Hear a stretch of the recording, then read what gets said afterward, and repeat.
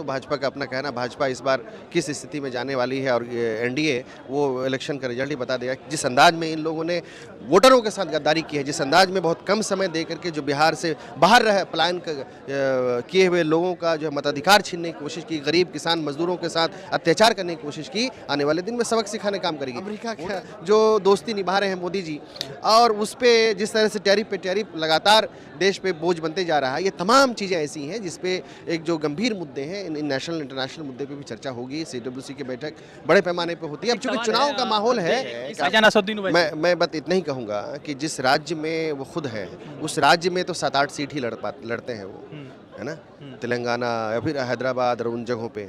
आप यहाँ पे जिस अंदाज में वो चीज़ों को लेके फिर आगे बढ़ने की कोशिश कर रहे हैं, तो साफ दिख रहा है कि क्यों कर रहे हैं, किसके इशारे पे कर रहे हैं और क्या करने जा रहे हैं। तो बात यह है कि नहीं होगा उनका। बात यह है कि लोग समझ गए हैं कि आप अपने राज्य में तो फुल फ्लेज नहीं लड़ते हैं, अपने राज्य में तो सेलेक्ट, यहाँ भी आप ऐसी जगह को चुन रहे हैं जहाँ गठबंधन पूरे प्रदेश में, खास करके सीमांचल में बहुत मजबूत है। हम लोग किसी भी कीमत पे जो है इन लोगों की स्टोरी में जो है लोग ना फंसे, इसलिए ये रणनीति सभी जानते हैं। अब नीतीश कुमार जी देखिए, अभी वो उस व्यवस्था में नहीं है कि उन पे बहुत ज़्यादा बोला जाए। तो खुदे उस व्यवस्था में है कि अब आखिरी क्षण कह सकते हैं, राजनीतिक रूप से, मानसिक रूप से वो दिन, मतलब उनके गिने चुने दिन है। तो जय हिंद दोस्तों, मेरा नाम है रज़ा अंसारी। तौकीर साहब मौजूद है, इंडियन नेशनल कांग्रेस के सेक्रेटरी है। बिहार में विधानसभा चुनाव की तैयारियां चल रही है। सीडब्ल्यूसी में के बैठक के बाद बिहार में कांग्रेस का किस तरह से माहौल है, उन तमाम विषय पर बातचीत करेंगे। तौकीर साहब, पूरे देश भर में सीडब्ल्यूसी की बहस हो रही है कि बिहार ने पहली मरतबा आज़ादी के बाद इस चीज़ को, आज पहली बैठक हुई है। क्या लगता है, राहुल जी ने या कांग्रेस पार्टी ने थोड़ा देर नहीं कर दिया? जिस राज्य में 30 साल तक सरकार रही, उसी राज्य में सबसे मतलब आज़ादी के 75 साल बाद बैठक। नहीं, ये तो देखिए समय समय पे अलग अलग राज्यों में होते रहा है। जनरली दिल्ली हेडक्वार्टर है, तो सीडब्ल्यूसी की विस्तारित बैठक या सीडब्ल्यूसी की बैठक आमतौर पे दिल्ली में होती है, और अलग अलग राज्यों में कई बार होती है, फिर अधिवेशन होता है अलग अलग राज्यों में। ये तो एक प्रक्रिया है। अब जहाँ तक बात है कि देरी की बात, इसमें कोई देरी और उसकी बात नहीं है। हम लोगों के लिए गर्व की बात है, बिहार वासियों के लिए। ये सदाकत आश्रम, वो सरज़मीन जहाँ आज़ादी की लड़ाई को लेकर रणनीति बनती थी, उस सरज़मीन में आज जो है फिर से आज़ादी के बाद एक बार सीडब्ल्यूसी की बैठक हो रही है, और ये ऐतिहासिक पल है, ऐतिहासिक क्षण है। आज जब देश भर में अलग अलग तरह की बातें चल रही है, पड़ोसी देश हमसे कहीं ना कहीं हमसे छिटक रहे हैं, या पड़ोसी देश की हालत देखी नहीं जा रही है।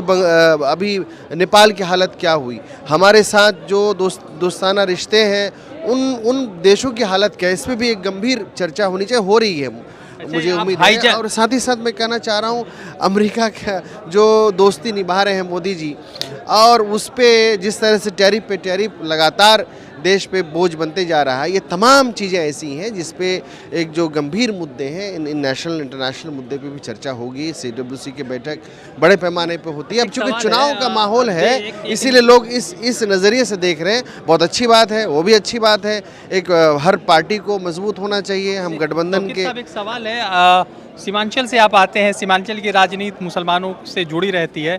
भाईजान आज पधारे हैं और वो कह रहे हैं कि सीमांचल में न्याय की लड़ाई होगी। बात ये है कि भाईजान असदुद्दीन मैं बस इतना ही कहूँगा कि जिस राज्य में वो खुद है, उस राज्य में तो 7-8 सीट ही लड़ते हैं वो, है ना, तेलंगाना या फिर हैदराबाद और उन जगहों पे।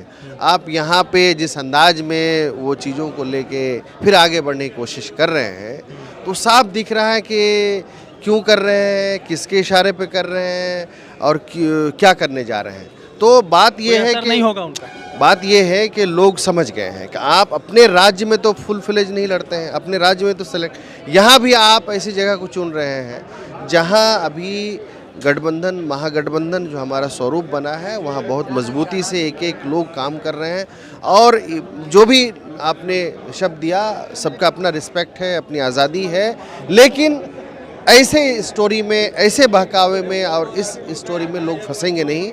मजबूती के साथ वहाँ हम लोगों का इंडिया गठबंधन, महागठबंधन पूरे प्रदेश में और ख़ास करके सीमांचल में बहुत मजबूत है। हम लोग किसी भी कीमत पे जो है इन लोगों की स्टोरी में जो है लोग ना फंसे, इसके लिए हम लोग लगातार काम एक करेंगे। सवाल है कि क्या लग रहा है कि राहुल गांधी की वोटर अधिकार यात्रा, तेजस्वी यादव ने जो है बिहार अधिकार यात्रा निकाल दी, फिर आप जो है CWC की बैठक कर रहे हैं, भाजपा कह रही है कि आप लोग सिर्फ सड़क पर ही रहिएगा, सत्ता में नहीं आ पाइए।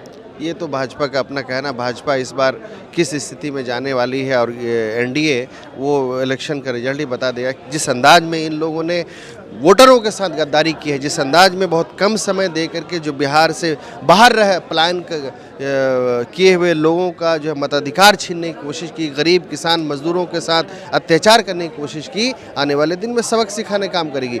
वोटर अधिकार यात्रा ऐतिहासिक यात्रा, और उस यात्रा के माध्यम से सिर्फ मामला वोट का चोरी का मामला नहीं था, वो तो एक मामला ही था, वोट चोर गद्दी छोड़ हर एक की जुबान पे, लेकिन साथ साथ एक वोटर जब वोट देता है तो उनका जो अधिकार है, हम लोगों ने अभी अलग अलग पैमाने पे मैनिफेस्टो लेके आए हैं, अधिकार हम लोग लेके आए हैं कि जो आपके अधिकार पत्र है वो हमारा, वो आने वाले दिन में पब्लिश भी होगा। अभी हम लोग उसका रजिस्ट्रेशन भी करवा रहे हैं।